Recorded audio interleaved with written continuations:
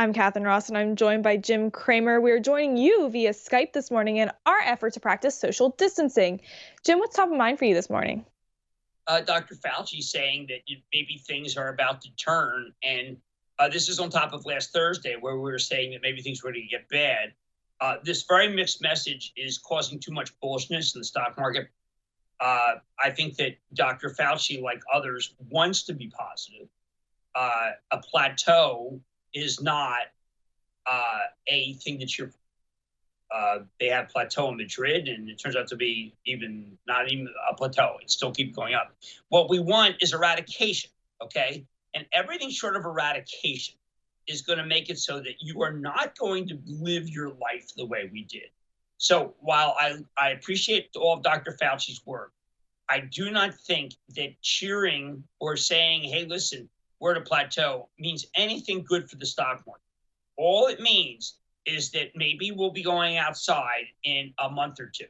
And what we really want to hear is that the tests are being given. I interviewed the head of the Atlantic system that includes the local hospital I support in Summit. And I said, I want testing. Let's have some testing. And he said, look, I love the test, but we don't have anything to test with. And, this is what? This is almost mid-April, April 8th. And we still don't have any to test with. And I live in a very affluent area. And all I want is a place near Summit Hospital, which I support, which Atlantic Health System owns, that makes it so that before I go to work, I can get tested. And until we have that, and until we have an Apple Watch that gives our temperature so I can go like this, wave my hand. I broke my Apple Watch last night. Curious about that. Then any rally like this is going to turn out to be a rally that's not worth being. With the case count nearing 400,000, I mean, it's worth saying that that's almost double what we saw last week. So there still is caution to be taken from everyone, from the investor to the consumer. There's kind of a otherworldly, like what are the big gainers? Nordstrom and Gap, okay, Hanes brand, Lennar, Marriott, Pulte. But the mortgage figures were down 17%. The idea of going to shop at a Nordstrom or Gap, I want to know that everybody who works there has been tested. I want to know that they're wearing masks. I know that sometimes the tests don't even tell you exactly where things are. I want temperature.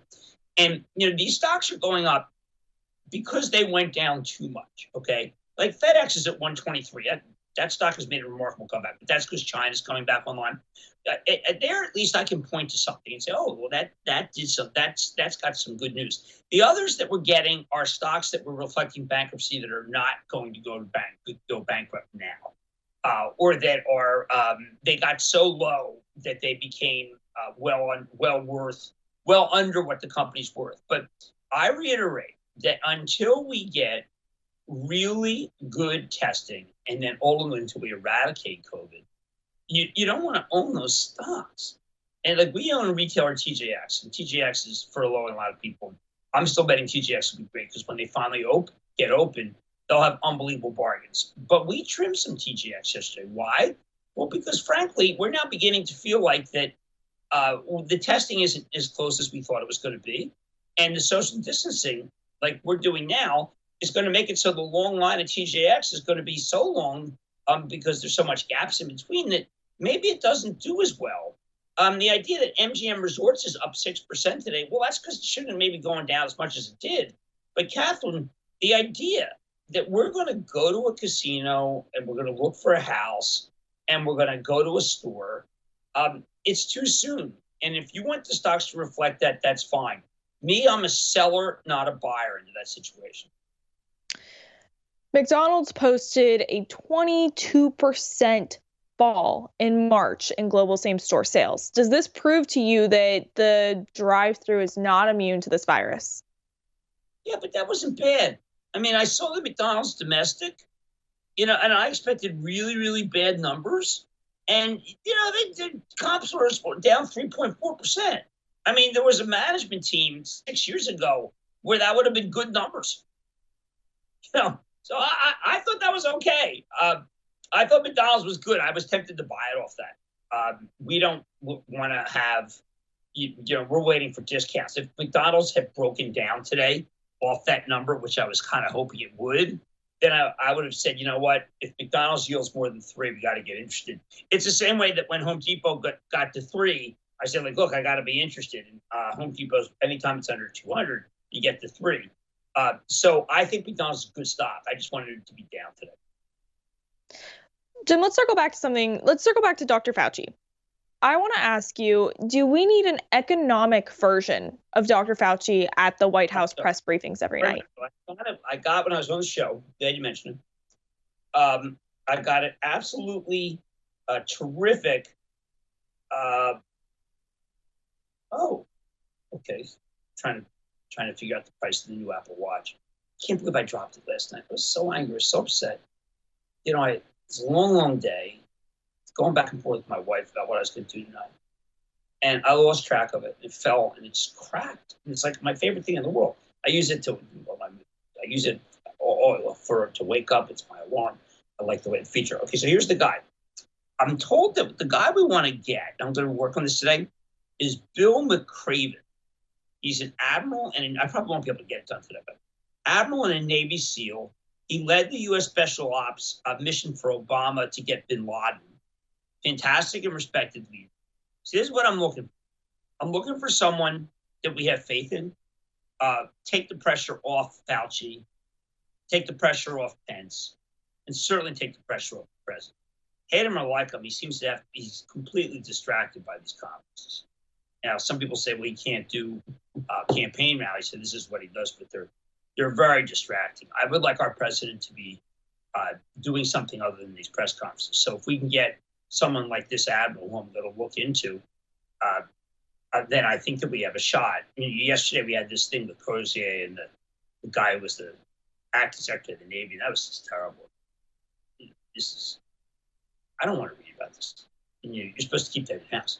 But maybe we bring this guy in, and maybe that is the person who's tasked with getting the economy back. Maybe he's the general marshal that I'm looking for.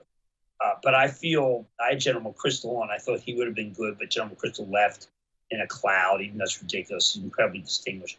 But Catherine, we are devoid of someone who can energize us. We are with an administration that wants to fight, but not against COVID.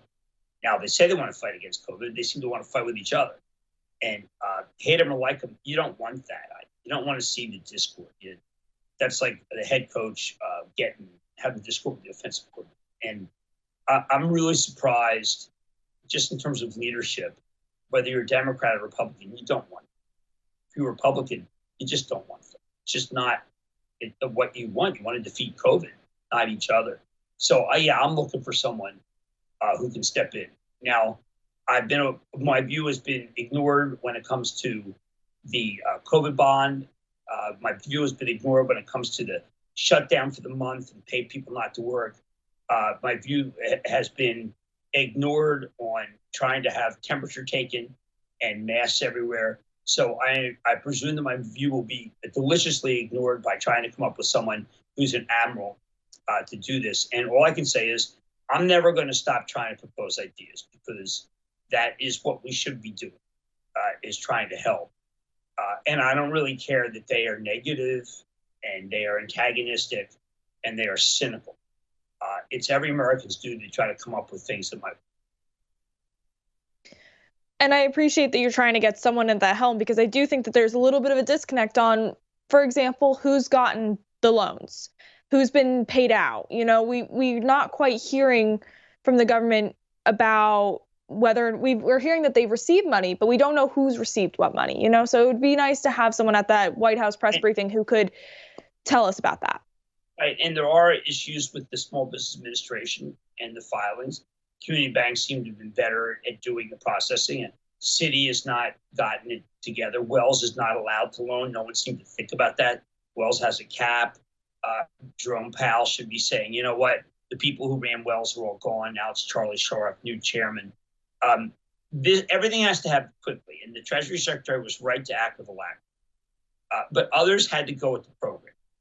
And the president should be talking about saying to the Fed chief, but not at the conference, privately, look, can you give us a break with this Wells? This Charlie Sharp's a good guy. You should be going to Citi and saying, how can we help you with the app? everything's done openly. Nothing's done behind the scenes. Everything's done with tremendous cynicism. Nothing's done with teamwork. It's almost as if that no one in the administration has ever played team sports. And anyone who has played team sports, as I have, knows that this is not how you get the job. You don't embarrass people, and you don't ridicule, and you don't stick it to them. You're in a fight. You should go study World War II, and oh, geez, I'll take a second. Go study World War II. It is not how people did. And we won that war. Now the Soviets, three quarters of the battles were done in the Soviet Union. And the Soviet Union was obviously a vicious, terrible communist dictatorship. But I feel it's strong. It's really important to recognize how Churchill worked, how FDR worked, even how Stalin worked with Churchill and FDR to understand how to win a war.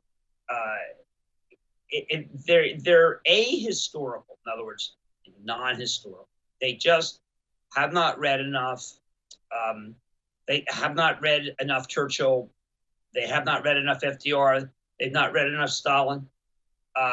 They've not read enough General Marshall. They're just not well read. And I think that maybe they should watch American Experience too. But I think being well read is very important here. And I think you really have to understand what happens in history, because history is not kind to the people who just bark at each other and are divisive, and history is kind to the people who are kind of like to Eisenhower, who created a very difficult coalition with very fractious people. But it's Eisenhower whose name we remember, and I am very disappointed in our leaders for not recognizing what happens in history, and for not understanding what happened with the New Deal, not understanding what happened with the Depression, not understanding that ultimately it was the war that allowed our economy to get better. Maybe we should be building systems to combat the Chinese, who obviously are now ahead of us because they have beaten COVID. Maybe we need to do more with the defense budget, 5G. But being positive is how you win. Whether it's how you win in the NFL, it's how you win at war. And there is a very dramatic lack of that kind of insight or historical bent in the administration and also in Congress. And it's a shame because it shows that they're not well read, and did they study well? I don't know what it is. I don't know what they read. I don't know what they do, but they don't know. They seem to be very out of sync with what has worked in American history. General Washington, Abe Lincoln. They need to study these people. They need to bring in Doris Kearns Goodwin, who was my professor at Harvard. Talk about a team of rivals. Learn about how Lincoln dealt with that, because their lack of historical knowledge is really hurting. Do you think that until we get someone on the podium next to Fauci who can specialize in economics, that investors and consumers should be taking Trump's word? Well, President Trump's not that familiar with the intricacies, which is okay. I don't want him. That's why I said I don't want the president involved with tactics. I want him involved with grand strategy. But the actual tactics of getting the economy rolling is going to take someone who understands procurement, understands mission, and understands orders to get where you have to go. And you saw that with the Army Corps of Engineers General when he was on Rachel Maddow. You can see there's a guy who's being tasked with something and he gets it done. The president needs to task this person I'm talking about with getting the economy over, so that therefore we don't have to have daily press conferences where we're like, some reporter asked something that's wacko and the president then has to attack that news organization. These are not productive. That's not what productive people do. And I'm surprised. Look, I don't pay for dinner. I can say this stuff. What is someone going to call my mom? I mean, these are unproductive sessions. What you got to do is maybe you call Jeff Bezos. Say, what do we do? We need to get better procurement. Okay, what do we do? Maybe you call the people who run Alphabet and Verily and say, hey guys, how do we get this thing done with the testing? What do we do? Or you bring in Kimco and Simon Properties and say, guys, do you have any empty space in your REITs? Because we'll pay you to make so we can do testing in your parking lots. And you call the retailers that are closed. Macy's has a lot of stores closed, and say, listen, we know you've got a lot of private label. Can we turn that private label into PPE? Could you call those factors? And we'll pay you. So even though you're closed, we will pay you for apparel, but help us. But these are failures of imagination. And it's only because I've been around longer than they have, or because I'm not like a really negative person, okay? I'm just not a negative person. I'm an optimist. And I know how to do this stuff. And sometimes I know this is not, I'm not political, but sometimes you just have to do it in a way that I know that they don't. Maybe because I ran a lot of companies or studied history more. It's not about me, but I'm just saying I see what they're doing, and it's like, guys, are you kidding me? You're wasting your time. Get some serious professionals down there who know how to get the job done, know who to call in business. Call me. Just call me. I'll give you 10 companies and get you all the PPE you want. And I have Mark Benioff on tonight, and Mark's the same way. Mark does not sit there and say we don't have enough PPE. Mark forges a coalition to get more PPE here. And that's what big people, that's what grown-ups do. They don't just say, listen, that guy sucks. They don't say that media outlet sucks. You got to be a grown-up. And you can't be afraid to criticize because you're scared. You have to say, okay, this is what General Marshall did when he decided that we were going to have airplanes. Roosevelt didn't believe in airplanes. He was the Secretary of the Navy. But, he decided, but Marshall said, no, we're going to go with airplanes. And it's a direct challenge to the president. Why? Because he wanted to win the war. He knew they needed that tactic to win the war. So, we need a war winner. We need a war fighter, and we need a war winner. And we need to build coalitions the way that Mark Benioff is. And we need to know that you got to call Gannett at Macy's and say, listen, you got to help us. Or Manny Tirico at PVH, we saw what you did. Who do you think we should call at JCPenney? Is there someone we should call at Gap? How do we build a coalition of PPE makers? This is what they need to do. And I'll say it. I'll say it on air that they should do this, okay? And because I say it and I'm in the media, it means nothing. I don't know. Maybe if I wrote like a gazillion-dollar check to some party, it would mean something. But how can they not listen to the free advice I'm giving them? Because I know how to get this job done. And it is just killing me that they're doing it so wrong. Killing me. If I have 5 minutes with the president, I can get like 50 million PPE. Because you got to call these 5 retailers that have nothing to do and can't sell a thing because they're closed. And would be thrilled to get the order to do the PPE so they can bring some money. But no, they don't do. They just hate everybody. Jim, we did get a viewer question that I want to pose to you, and it's from Greg, who asks, with the stimulus bill likely to include an infrastructure investment, what is your current opinion on CAT? They won't. They'll screw up the infrastructure. You own Caterpillar, if oil goes higher, it's levered oil. You own Caterpillar, if China comes back online, looks like they are. So that's why CAT's going from 100 to 124. But you don't own CAT for infrastructure because we're too much a bunch of knuckleheads. And I just don't have any faith whatsoever in them whatsoever. So I think that CAT's coming back because of what's going on in China. And that's why you own it. And that's a decent reason to own it. And CAT's been doing quite well. CAT and FedEx are 2 stocks that are China plays. And they are doing very, very well because China's back open for business. All right, Greg, there's your answer. Jim, thank you for joining us today. Guys, thanks so much for tuning in. We are now heading over to our live Action Alerts Plus daily rundown show over on actionalertsplus.com. We're going to talk about what you members need to do going forward, so you're not going to want to miss it. I'm Catherine Ross, and we will see you tomorrow.